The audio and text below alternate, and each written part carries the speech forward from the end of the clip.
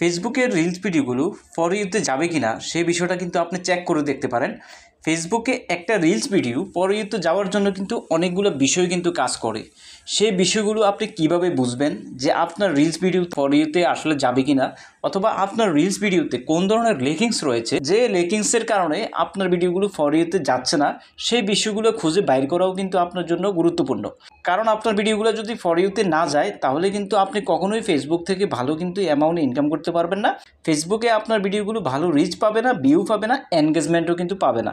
সেই জন্য আপনার ভিডিওগুলো ফর ইউতে যাওয়াটা কিন্তু খুবই গুরুত্বপূর্ণ বিষয়। তো একটি ভিডিওর কী ফ্যাক্টর এখানে কাজ করে ফর ইউতে যাওয়ার জন্য সেই বিষয়টা কিন্তু আজকের এই ভিডিওতে সুন্দরভাবে দেখানোর চেষ্টা করব। সেই জন্য আমি আমার একটা রিলস ভিডিওতে চলে আসলাম। আসার পর সি ইনসাইট অ্যান্ড অ্যাডস এই অপশানের মধ্যে ক্লিক করবেন। ক্লিক করার পর দেখুন এই যে রিলসটা, এই রিলসটার এখানে দেখুন ডিস্ট্রিবিউশন স্কোর এটার মধ্যে ক্লিক করবেন। এই অপশানটার মধ্যে ক্লিক করার পর এখান থেকে আপনি বুঝতে পারবেন যে আপনার রিলস ভিডিওটা ফর ইউতে আদৌ যাবে কি যাবে না।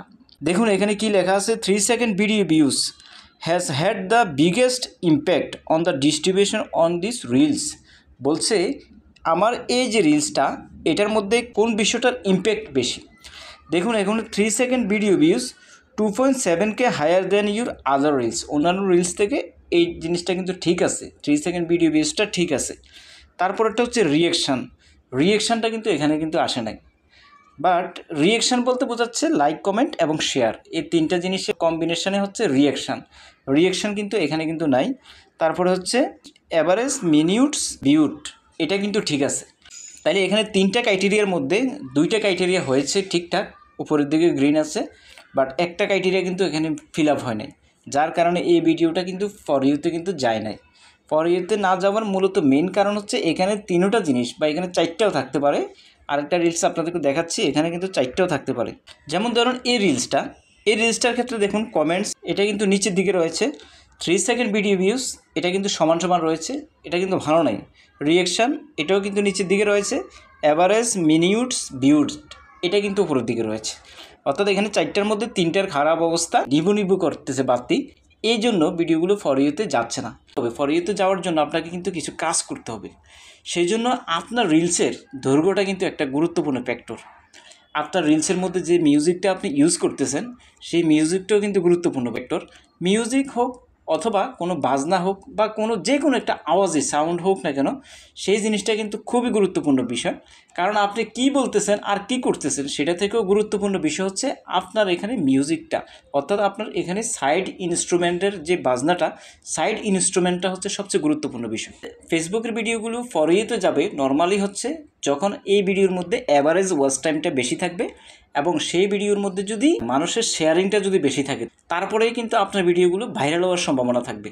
শেয়ার যদি না পড়ে এবং অ্যাভারেজ যে মিনিট আছে এটা যদি ভালো না থাকে, তাহলে কিন্তু আপনার ভিডিও কিন্তু কখনোই কিন্তু ফর ইউতে যাবে না।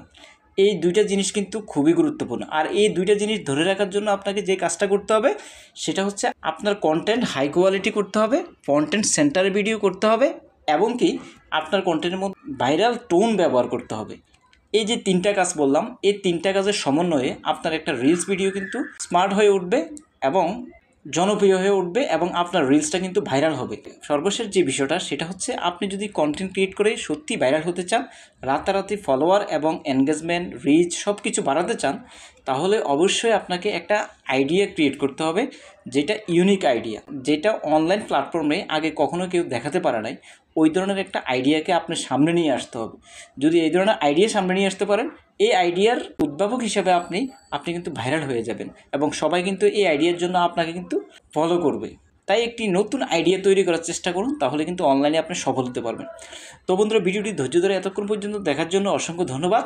যদি একটু উপকৃত হয়ে থাকেন এই ভিডিওটা দেখে, তাহলে চ্যানেলটাকে সাবস্ক্রাইব করবেন। ভালো থাকুন, সুস্থ থাকুন, দেখা হবে নেক্সট কোনো ভিডিওতে। আল্লাহ হাফিজ।